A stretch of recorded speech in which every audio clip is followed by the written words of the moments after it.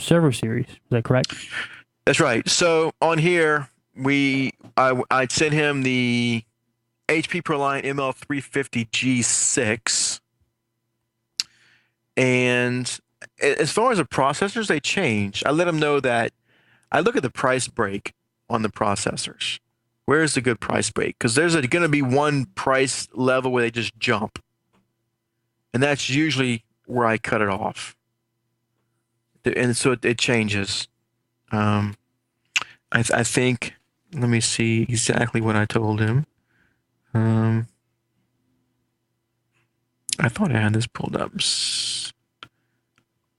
There it is. Okay, so in this particular instance, right now, I told them the price break looked like it was the quad-core Xeons E5606 running at 2.13 gigahertz, or the E5607 at 2.26 gigahertz. After the E5607, it jumped up, I think, a few $100 for the next speed up. So it just depends. And the difference between the E5606 at 2.13 and the E5607 at 2.26 was, I think, $120 per processor. But after the 5607, it jumped up even more per processor. So in that instance, that's what I would probably get. For the RAM, BlackBerry Enterprise Server plus Windows Server, 15 users, at least I told them 16 gigabytes of RAM, but now that I'm thinking about it, I'd probably go with 24. 24 gigabytes of RAM. That's a lot of RAM, Mr. Rainey. 24? 24 gigs is what I would go. Each processor, you would get 12. So just look, like for instance, when I told him 16, I looked at the price for different kinds. There was an 8 gigabyte chip for only $179. So two of those would be 16 gigs. RAM right now is pretty cheap, so you can pile up with RAM right now. But yeah, with BlackBerry Enterprise Server and 15 users, I'd go 24. You're not looking at that much money. But pricing servers and configuring servers really needs more input from the customer. Really need to know their budget. We've talked about it, their plans for growth, all that stuff. The ML350G6 may be more than they need because it's got the hot swappable drives. You can add You can add a whole second drive bay. I think you can put something like 8 drives in each bay, so you can have 16 drives total if you really needed to. This one's expandable, but they may not need that. They might go with the one that was below that, which was not expandable. I think it's the ML330s. Those aren't expandable. I mean, they're not hot swappable. You can open up that door and you can put, I think, 6 drives in it, but that's it. Gotcha. I gave him that advice based on a limited input that I was given. And that actually server is probably the base server I would go with for almost anybody, just because I like to have the expandability. They don't want to be told 2 years down the road that their drives are full and there's nothing you can do about it. Because then, even though if they said they were looking for an entry-level server, they're probably going to say, well, you didn't tell me I couldn't expand. And of course, I did. But then I can remember that conversation from 2 or 3 years ago. Right. So, pricing servers, that could be... Yeah, and this 330, the maximum RAM it could take is 48 gigabytes. 48? Yeah. That's so limiting.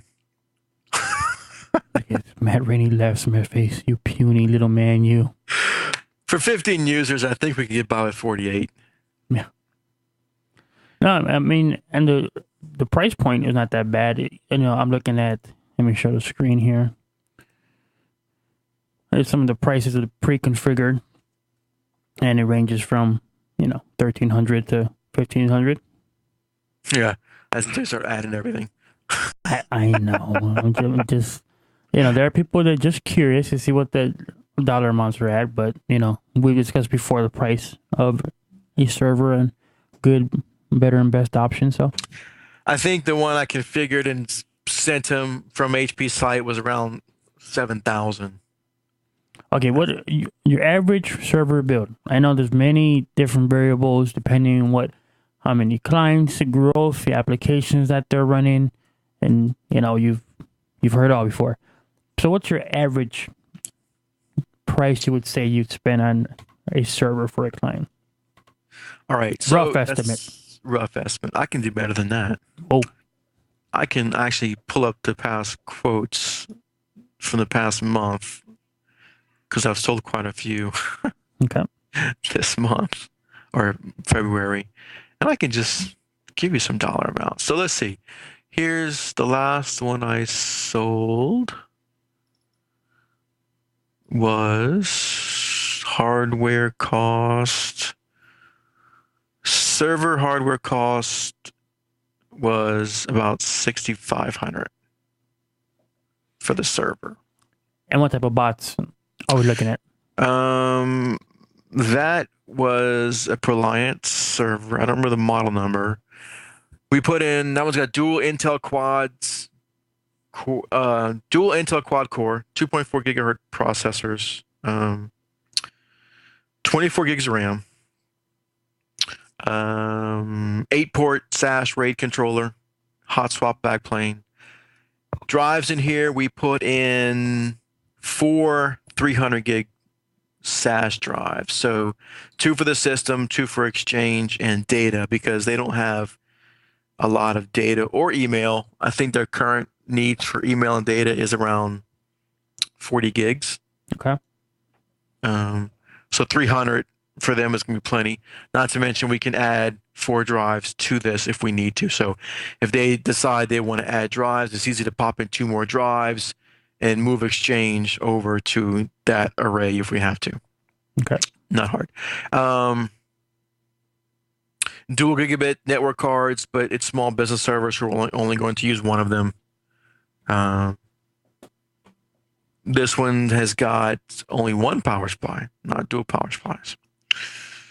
And we had to add small business server 2011. As any small business server comes with 5 cows, we had to add 10 more, so to get them to 15. They actually have 15 users, so it's almost similar to what he was looking at. Of course, they're not using Blackberries here, which in my opinion is a good thing. So that's the last one I sold. That was last week. Here's another one that I quoted recently. This is a slightly larger company. So their server and licensing came to $9,000. And what does their server look like real quick? Dual Intel Xeons, 2.4 gigahertz, 6-core processors. So 6 cores in those. 32 gigs of RAM. 8-port SAS controller. In here we put in 2 300 gigs for the system and 2 600s for email and data. This one did have dual 750 watt power supplies. And a lot of their cost is licensing because we had to add 30 SBS cows. Gotcha. Which were $2,250. And for folks that don't really grasp the concept of the dual power supplies, why would you have a server with dual power supplies? So many reasons. Basically, to protect against the failure of one of the power supplies. Mm-hmm. Now it can be useful for other things too. Now, when you say for redundancy, what's key about how you connect those 2 power supplies? I can tell you best practices. Mm-hmm. Okay. Best practices, different UPSs, different circuits. Right. Small business world, you're not going to get that. Mm-hmm. You'll be lucky to sell them the dual power supplies in small businesses. So normally what we have, and we do have some that have each one go on the different battery backups that elected to do it. But of course, you give them the option. You don't assume that it's too much for them, because if you don't give the option, you're going to get later on, why wasn't I told about this? So give them the option. let them know it can be done.